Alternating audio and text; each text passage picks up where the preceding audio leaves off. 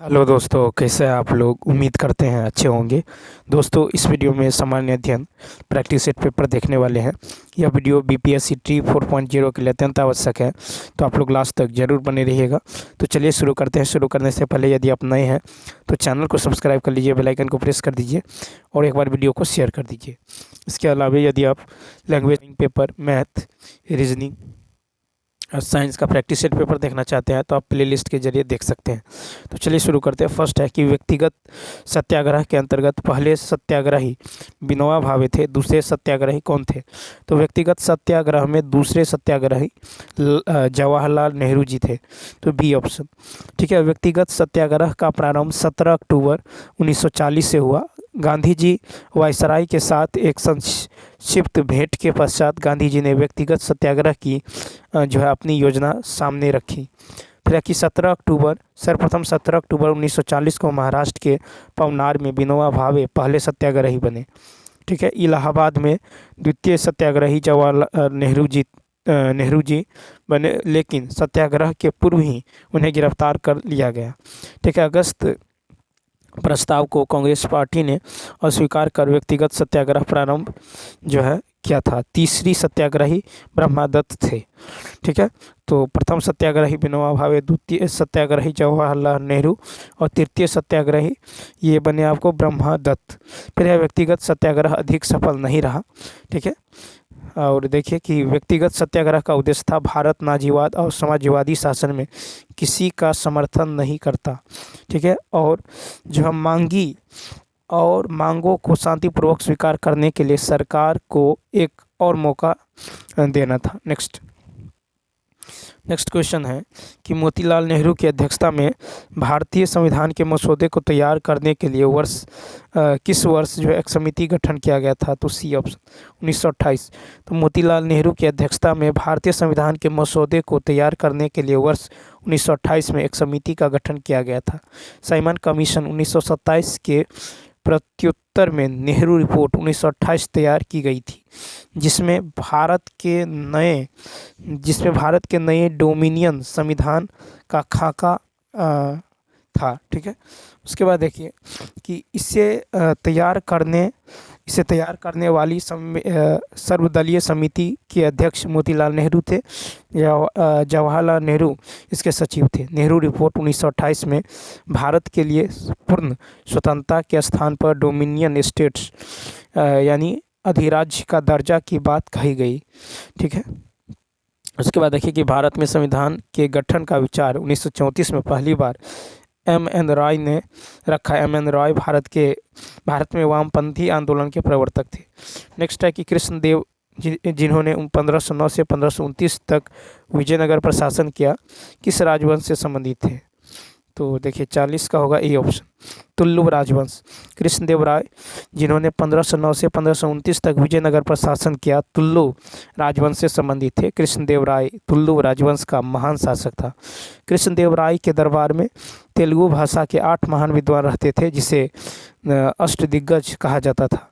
कृष्णदेव राय तेलुगु और संस्कृत के प्रचंड विद्वान थे। कृष्णदेव राय ने तेलुगु भाषा में अमुक्तमाल्यदा की रचना की थी। फिर कृष्णदेव राय को आंध्र भोज भी कहा जाता है। बाबर ने आत्मकथा तुजु के बाबरी में कृष्णदेव राय की एक महान वीर शासक के रूप में वर्णित किया है। नेक्स्ट है कि डॉक्टर राजेंद्र प्रसाद को 9 अगस्त 1942 को गिरफ्तार करके किस जेल में भेजा गया। B option Bankipur jail. Doctor Rajendra Prasad को 9 अगस्त 1942 को गिरफ्तार करके बांकीपुर जेल भेजा गया। गांधी जी और सरोजिनी नायडू को पूना के आगा खां के महल में नज़रबंद रखा गया। ठीक है। नेहरू के साथ अब्दुल कलाम आज़ाद, गोविंद वल्लभ पंत, प्रफुल्ल चंद्र घोष, डॉक्टर पट्टाभी सीतारमैया, आचार्य कृपलानी को जो अहमदनगर किले में रखा गया। भारत छोड़ो आंदोलन का प्रस्ताव कांग्रेस के कार्यकारिणी समिति की 14 जुलाई 1942 के वर्धा बैठक में किया गया। फिर देखिए कहता ऑपरेशन जीरो आवर के अधीन प्रमुख कांग्रेसी नेताओं को गिरफ्तार कर लिया गया। नेक्स्ट क्वेश्चन की यदि बात करें, देखिए नेक्स्ट क्वेश्चन है कि हड़प्पा सभ्यता के अन्य शहरों के विपरीत धोलावीरा शहर को खाली स्थान जो है भागों में विभाजित किया गया। प्रत्येक भाग जो है विशाल पत्थर की दीवारों से घिरा हुआ था।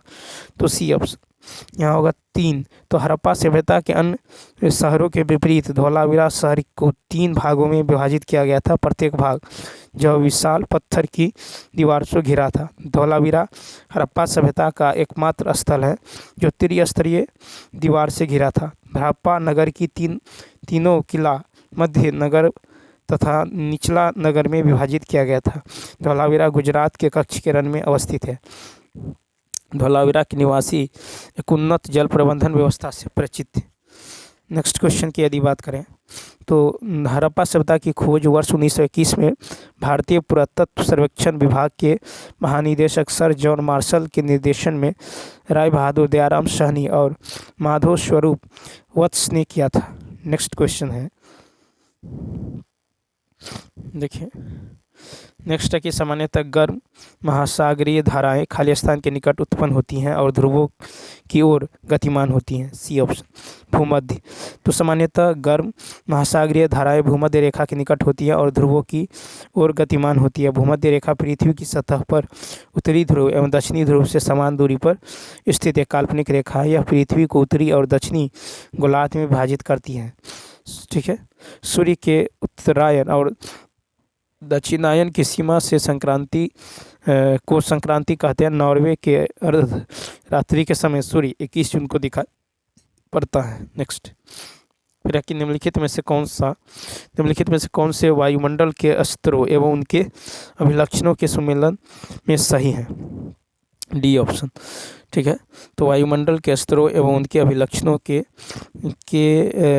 सुमेलन जो है डी ऑप्शन में यदि देखें तो उपरोक्त में से एक से अधिक। तो क्षोभ मंडल को मौसमी मंडल या परिवर्तनकारी मंडल कहा जाता है। बादल का गरजना, बिजली का चमकना, आंधी, वर्षा आदि क्षोभ मंडल की विशेषताएं हैं। क्षोभ मंडल में प्रत्येक 165 मीटर की ऊंचाई पर तापमान में 1 डिग्री सेल्सियस की कमी आती है। समताप मंडल में ही ओजोन परत पाया जाता है। ओजोन परत में ऑक्सीजन के 3 अणु O3 से मिलकर बनता है।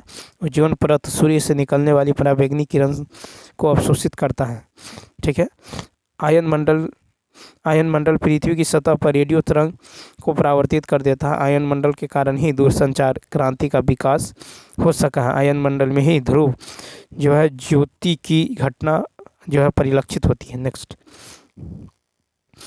किस प्रकार मिट्टी में पानी की अधिकतम मात्रा बनी रहती है। A option. चिकनी मिट्टी। तो चिकनी मिट्टी में पानी की अधिकतम मात्रा बनी रहती है। इसमें मिट्टी के बहुत महीन कण होते हैं। इस मिट्टी की जल धारण क्षमता बहुत अधिक है और इसके कारण यह जो है चिपचिपी होती है। ठीक है। उसके बाद देखिए, रेतीली मिट्टी में तरबूज एवं नारियल उगाया जाता है। ठीक है। लाल मिट्टी का रंग आयरन ऑक्साइड की उपस्थिति के कारण लाल होता है। 46 की भूमध्य रेखा कितने देशों से गुजरती है। E option. भूमध्य रेखा 13 देशों से गुजरती है। पृथ्वी की बीचों बीच 2 बराबर भागों में बांटने वाली 0 डिग्री अक्षांश की रेखा को ही भूमध्य रेखा कहते हैं। ठीक है। भूमध्य रेखा Ecuador, Colombia, Brazil, Gabon, Congo गणराज्य, Uganda, Kenya, Somalia, Maldives, Indonesia, Kiribati और साओ टोम से होकर गुजरती है। ठीक है। 23.5 डिग्री उत्तरी अक्षांश को कर्क रेखा कहते हैं और 23.5 डिग्री दक्षिणी अक्षांश को मकर रेखा कहते हैं। नेक्स्ट, विधान परिषद के लिए चुनाव लड़ने के इच्छुक व्यक्ति की न्यूनतम आयु होनी चाहिए। A option. तो विधान परिषद के लिए चुनाव लड़ने की इच्छुक व्यक्ति की न्यूनतम आयु 30 वर्ष होनी चाहिए। ठीक है। विधान परिषद राज्य विधानमंडल की उच्च सदन होती है। वर्तमान में केवल 6 राज्यों में ही विधान परिषद है। विधानसभा का चुनाव लड़ने के लिए इच्छुक व्यक्ति की न्यूनतम आयु 25। विधानसभा का चुनाव लड़ने के लिए 25, वहीं विधान परिषद के लिए 30। ठीक है। लोकसभा चुनाव लड़ने के लिए 25 होनी चाहिए। राज्यसभा चुनाव लड़ने के लिए न्यूनतम आयु 30 वर्ष की होनी चाहिए। पंचायती राज और नगर पालिकाओं को चुनाव लड़ने हेतु आयु 21 वर्ष अनिवार्य है। ठीक है। राष्ट्रपति, उपराष्ट्रपति और राज्यपाल पद के लिए न्यूनतम आयु 35 वर्ष। नेक्स्ट, कौन सी एक सबसे बड़ी संसदीय समिति है। B option. प्राक्कलन समिति। समितियों में प्राक्कलन समिति सबसे बड़ी संसदीय समिति होती है जिसमें 30 सदस्य होते हैं। ठीक है। लोक लेखा समिति में 22 और याचिका समिति में दोनों सदनों की समितियों के सदस्यों को कुल मिलाकर कुल 25 लोकसभा की याचिका समिति और 15 राज्यसभा की और 10 जो है याचिका समिति में 10 सदस्य होते हैं। ठीक है। स्वतंत्रता पश्चात वर्ष 1950 में पहली बार प्राक्कलन समिति का गठन किया गया था। ठीक है, 1 मिनट रुक जाइए। उसके बाद देखिए, उसके बाद है क्वेश्चन नंबर, चलिए नेक्स्ट देखते हैं। 49 नंबर, भारतीय स्वतंत्रता आंदोलन के संदर्भ में उषा मेहता की ख्याति। तो 49 का होगा बी ऑप्शन। तो देखिए, भारतीय स्वतंत्रता आंदोलन की बेला में गुप्त कांग्रेसी रेडियो चलाने हेतु उषा मेहता की ख्याति है। ठीक है। उसके बाद देखिए कि जयप्रकाश नारायण ने नेपाल के जंगल में अंग्रेज सरकार के विरोध में गुप्त संगठन आज़ाद दस्ते की स्थापना की। ठीक है। भारत छोड़ो आंदोलन के दौरान कांग्रेसी नेता और समाजवादी नेताओं में जो भूमिगत होकर जो विभिन्न प्रकार की राजनीतिक गतिविधियों ब्रिटिश सरकार के विरुद्ध जारी रखा। ठीक है। उसके बाद देखिए, भारत छोड़ो आंदोलन गांधीवादी हिंसक आंदोलन तारे कांग्रेस रेडियो से राम मनोहर लोहिया। ठीक है, राम मनोहर लोहिया, उषा मेहता और अच्युत जो है पटवर्धन और पुरुषोत्तम आदि जुड़े थे। नेक्स्ट क्वेश्चन देखिए, 50 है कि ज़्यादा समय तक संग्रहित करने से कौन सा विटामिन नष्ट हो जाता है। 50 का ए ऑप्शन। तो देखिए, ज़्यादा समय तक संग्रहित करने पर विटामिन सी क्षय हो जाता है। विटामिन सी को एस्कॉर्बिक एसिड कहते हैं, इसकी कमी से स्कर्वी रोग होता है। विटामिन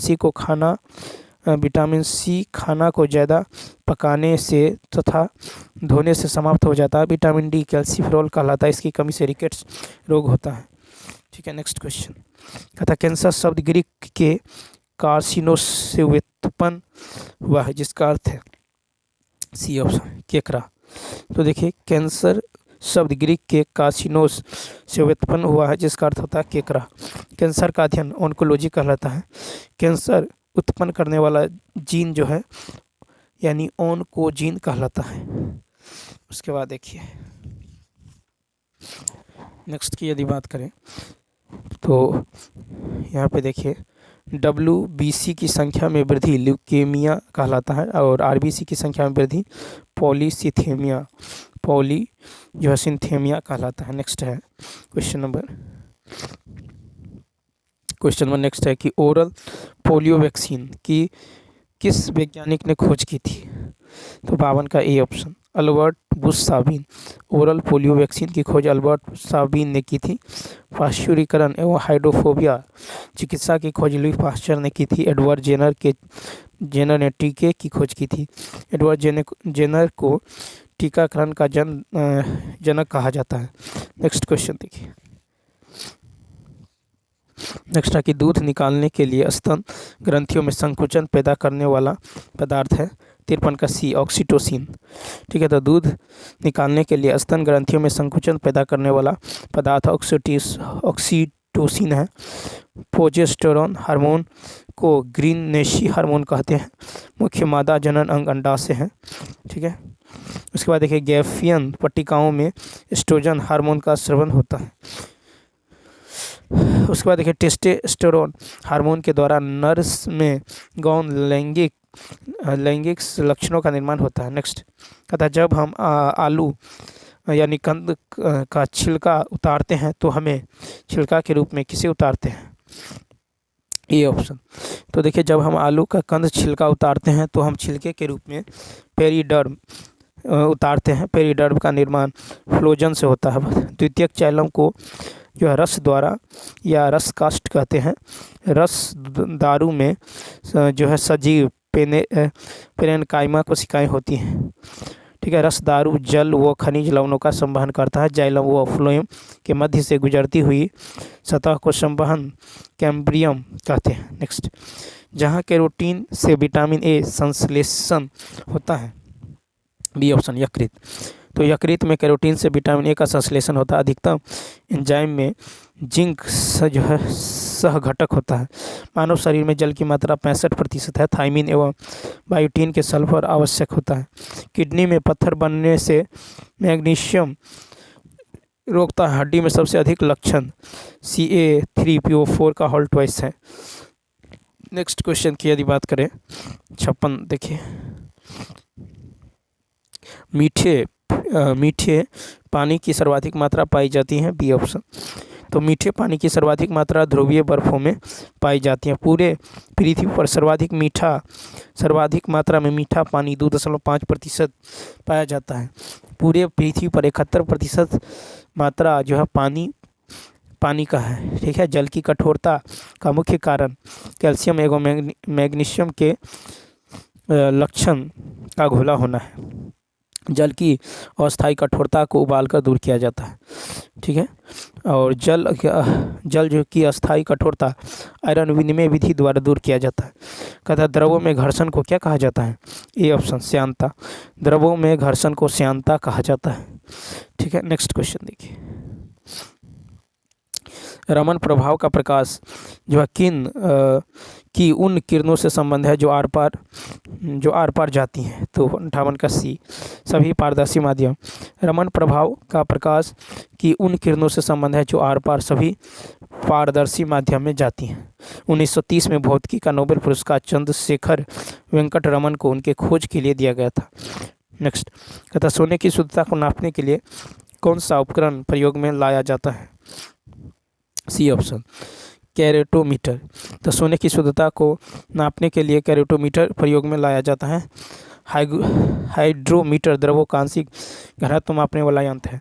हाइग्रोमीटर वायुमंडलीय आर्द्रता मापता है। स्पेक्ट्रोमीटर जो है वर्णक्रमीय घटकों को मापता है। ठीक है। गायरोस्कोप घूमती हुई वायु की गति ज्ञात करने के लिए उपयोगी है। नेक्स्ट एक लाल कांच के टुकड़े को तब तक गर्म करते हैं जब तक कि वह अंधेरे में चमकने न लगे। इस चमकते कांच के टुकड़े का रंग 60 का सी हरा। तो एक लाल कांच के टुकड़े को तब तक गर्म किया जाता है जब तक कि वह अंधेरे में चमकने न लगे। इस चमकते कांच के टुकड़े का रंग हरा होता है। लाल रंग वाले पदार्थ को और अधिक गर्म करने पर तरंगदैर्घ्य कम एवं ऊर्जा अधिक होने के कारण यह हरा दिखता है। लाल, हरा एवं नीला प्राथमिक रंग है। नेक्स्ट एक्स किरणों का उपयोग क्रिस्टल संरचना के अध्ययन के रूप में किया जाता है क्योंकि 61 का बी ऑप्शन। ठीक है। तो एक्स किरणों का उपयोग क्रिस्टल संरचना के अध्ययन में किया जाता है क्योंकि इसका तरंगदैर्घ्य तथा क्रिस्टल के अंतर परमाणु की दूरी की परिमाण की कोटि समान होती है। ठीक है। यह सिद्धांत एक्सरे विवर्तन के ब्रॉग नियम द्वारा जो है सिद्ध किया गया। नेक्स्ट है कि CH2 में हाइड्रोजन की ऑक्सीकरण अवस्था। तो देखिए CH2 में हाइड्रोजन की ऑक्सीकरण संख्या -1 है। ठीक है। तो हाइड्रोजन का ऑक्सीडेशन नंबर यदि हम X मान ले, ठीक है X, तो CH2 में जो हो जाएगा ये हो जाएगा +2। ठीक है। +2 + 2x बराबर 0। तो 2x बराबर -2, x बराबर -1, सी ऑप्शन। ठीक है। धातु के हाइड्राइड में हाइड्रोजन की ऑक्सीडेशन नंबर -1 होता है। नेक्स्ट देखिए कहता है कि कौन सा जो है लाभकारी कीट नहीं है? 63 का होगा ए ऑप्शन। दीमक लाभकारी कीट नहीं है। दीमक के अंत में उपस्थित की निम्फा नामक सहजीवी प्रोटोजोअन सेलुलोज के पाचन में सहायक होता है। ठीक है। मधुमक्खी का वैज्ञानिक नाम एपिस इंडिका है। ठीक है। उसके बाद देखिए मधुमक्खी में सूचना प्रसारण नाच द्वारा होता है। मधुमक्खियों के नृत्य को हनी बी डॉस कहा जाता है। ठीक है।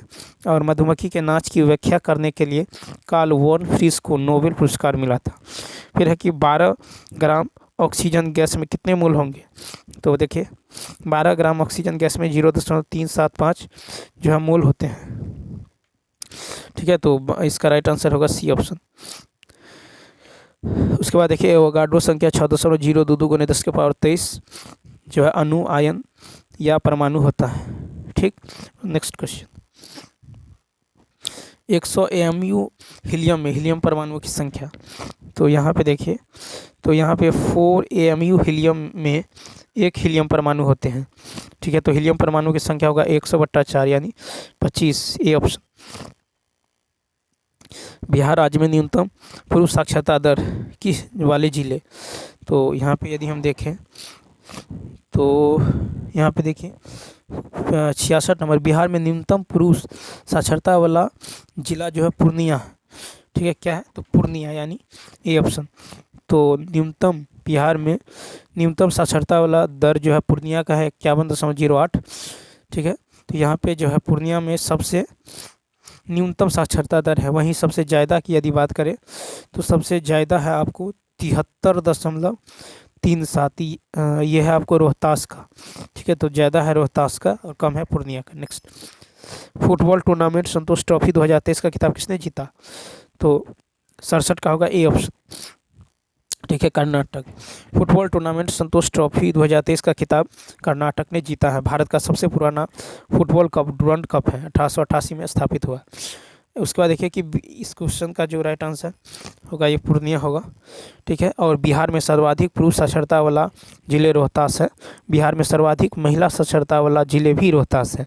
बिहार में न्यूनतम महिला साक्षरता वाला जिला जो है सहरसा है। ठीक है, नेक्स्ट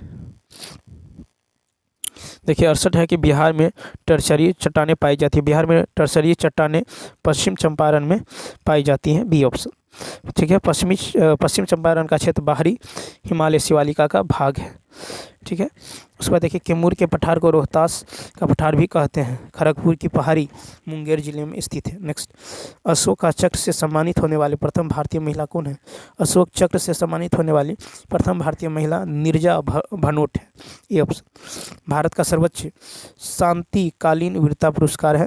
नीरजा भनोट मुंबई में पैन एन एयरलाइंस की विमान परिचालिका थी। भारत की प्रथम महिला प्रधानमंत्री इंदिरा गांधी 1966।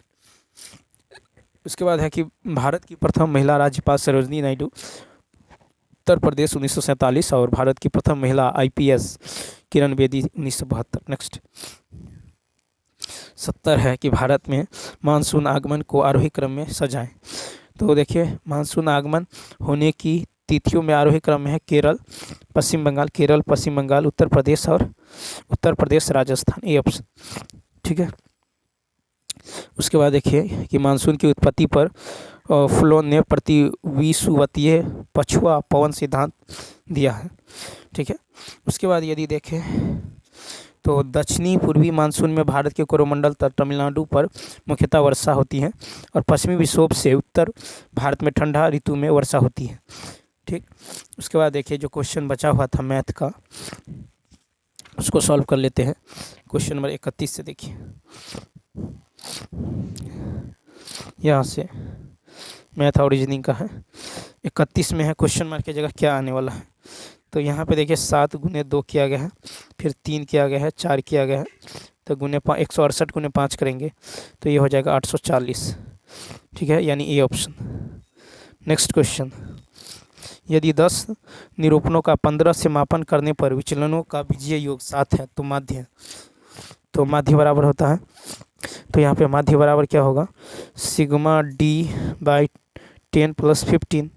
ठीक है, यानी यहाँ पे दे दिया गया है 10 निरूपणों का माध्य 15 से मापन करने पर विचलनों का योग 7, तो 7/10 प्लस में 15।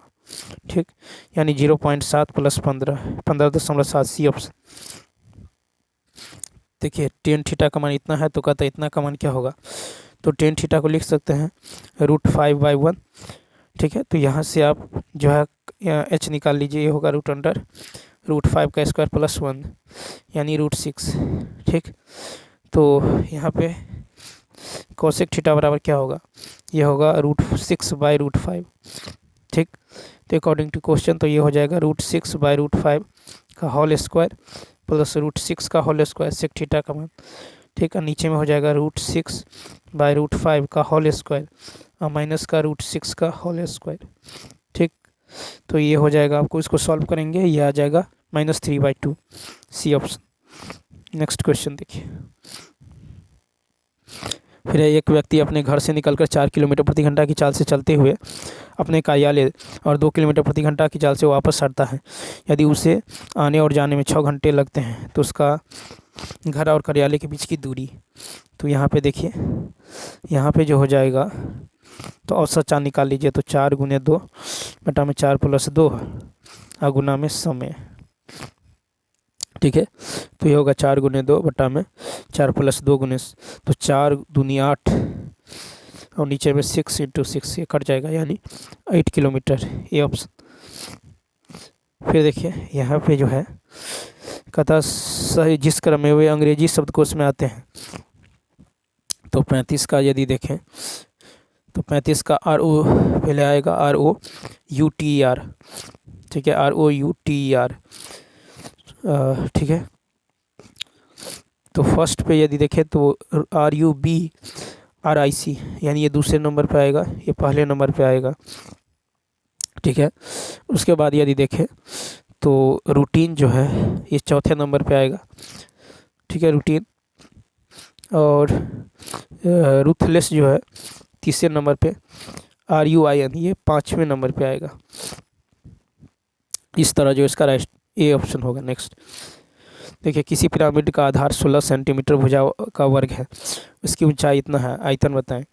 तो देखिए पिरामिड का आयतन होता है आपको 1/3 आधार का क्षेत्रफल, 1/3 आधार का क्षेत्रफल गुने ऊंचाई, ठीक है। तो 1/3 आधार का क्षेत्रफल यानी 16 का स्क्वायर, और ऊंचाई कितना है 15, यानी 1280, ठीक, यानी 36 का होगा बी ऑप्शन। नेक्स्ट यहाँ पे देखिए कहता है कि एक वस्तु को इतना रुपये में बेचने पर 3% की हानि होती है, यदि वस्तु को 13% के लाभ पर बेचा जाए तो बिक्री मूल्य तो 250, तो ये हो जाएगा 113/100, ठीक, यानी 250।